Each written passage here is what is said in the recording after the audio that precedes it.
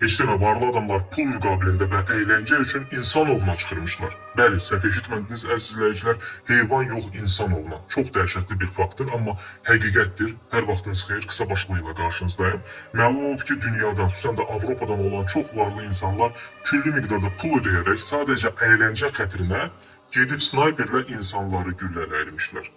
Belə dırnaqarası ovun qiyməti ovlanan insandan asılı olaraq 80-100 min avro arası dəyişilmiş, ən bahalı qurban nə qədər dəhşətli səslənsə də uşaqlar sayılırmış. Qocaları isə pulsuz ovlamaq olurdu. Dəhşətlidir, düzdürmü? Bu hadisə Bosniya və Hersegovinanın paytaxtı, o dövrdə Bosniyalı Serb qüvvələri tərəfindən mühasirəyə alınmış Sarayevada baş verib. Almaniyanın dünyaca məşhur media dərgisi Deutsche Welle İtaliyada bu dəhşətli insanovu ilə bağlı istintaqın başlandığını, hətta mülki insanlara atəş açmaq üçün gələn bu cür dırnaqarası turist snayperlərin işi üzrə ondan çox saxlanılanların olduğunu yazıb. İstintaqa şahid qismində ifadə verən bir ailə bir neçə aylıq körpə balasının onların gözü qarşısında snayperlə necə vurulmasının şahidi olublar. Halbuki snayper uşaq arabasında olan körpə əvəzinə onları, yəni böyükləri hədəf olaraq seçə bilərdi.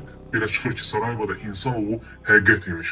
Şəhərin 4 il mühasirəsi zamanı 1601 uşaq da daxil olmaqla 11 mindən çox insan həlak olub. İnsan ovçularına qarşı istintaq İtalyan jurnalist və yazıcı Ezio Gavazzi'nin açıqlamasından sonra başlanılıb. O uzun illər topladığı sənədləri və ifadələri prokurorluğa təqdim edib.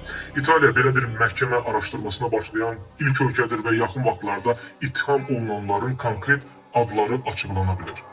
Bax belə əziz izləyicilər, videonu bəyənib paylaşmağı, həmçinin yeni və maraqlı məlumatları qaçırmamaq üçün səhvimə abunə olmağı da unutmayın.